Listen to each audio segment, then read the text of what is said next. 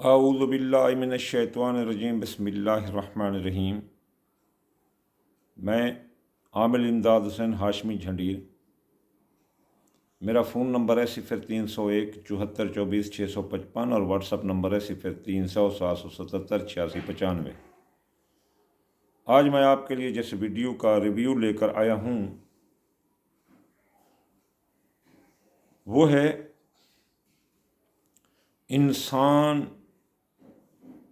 के ऊपर जो बद असरात आते हैं वो कौन से हैं, जिनको लोग गलत नाम दे देते हैं कि इसको जी फ़लाँ चीज़ है।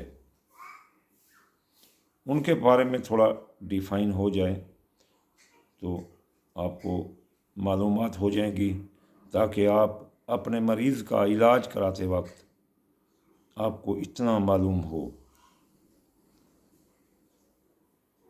एक इंसान पर मुख्तलिफ़ किस्म के रूहानी असरात आते हैं, जिनमें सबसे ज़्यादा ज़ातल नफ्स के हमज़ाद का साया होता है। ज़ातल नफ्स के हमज़ाद का जो साया होता है वो कोई बाहर से नहीं आता या कोई जिन्नात वग़ैरह नहीं होता, बल्कि वो ख़ुद इंसान के अंदर से ही वो आता है। यानी एक इंसान की मस्बत और मनफी क़ुव्वत है। जो इंसान पैदा होता है तो उसके साथ दो करीन पैदा होते हैं, उनको एक अच्छा होता है, एक बुरा होता है।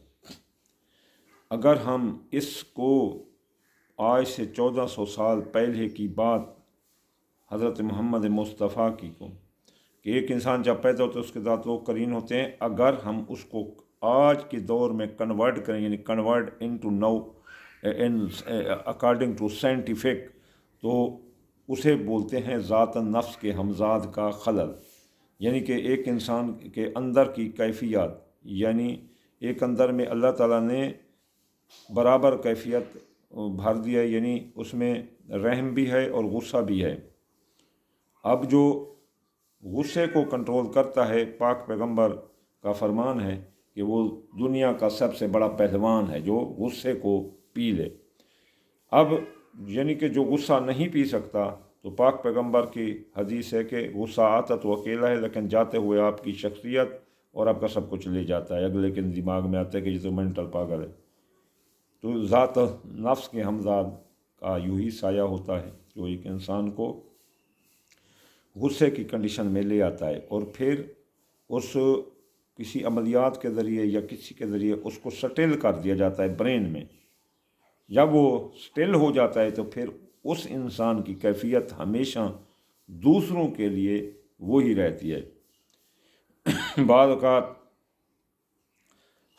ज़ात नफ्स के हमज़ाद से इंसान बर्तन तोड़ देता है, मोबाइल पर कॉल कर रहा है नहीं लग रही वो तोड़ देता है, पाकिस्तान इंडिया से मैच हार गया टीवी को तोड़ देता है। ये ज़ात नफ्स के हमज़ाद की आम सी हालतें। वो अकेले में चलते हुए खुद से बातें करता रहता है ऐसे ऐसे, तो लोग कहते हैं कि ये हड़बड़ा रहा है, या फिर वो हड़बड़ाने लगता है तो लोग कहते हैं इसे जिन्नात हैं, बल्कि जिन्नात नहीं होते, उसे जो है ना ज़ात नफ्स के हमज़ाद का साया होता है।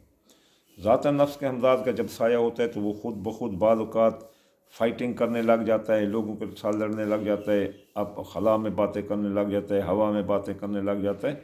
ये जिन्नात नहीं होते, ये ज़ात नफ्स के हमज़ाद का खलल होता है, यानी ख़ुद का ख़ुद पर साया होता है। ये जो ख़ुद का ख़ुद पर साया होता है, इसकी मिसाल यूँ ही आम सतह से है कि आप गुस्सा करेंगे,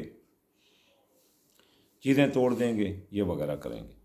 और इसकी जो शदीद तरीन अब ज़ात नफ्स के हमज़ाद की हालत है वो है कि इंसान ख़ुदकशी कर देता है, पिस्टल रख के मार दिया, زہر پی لیا، پھانسی لگ گئے، یہ ذات نفس کے ہمزاد کی شدید ترین حالت ہے۔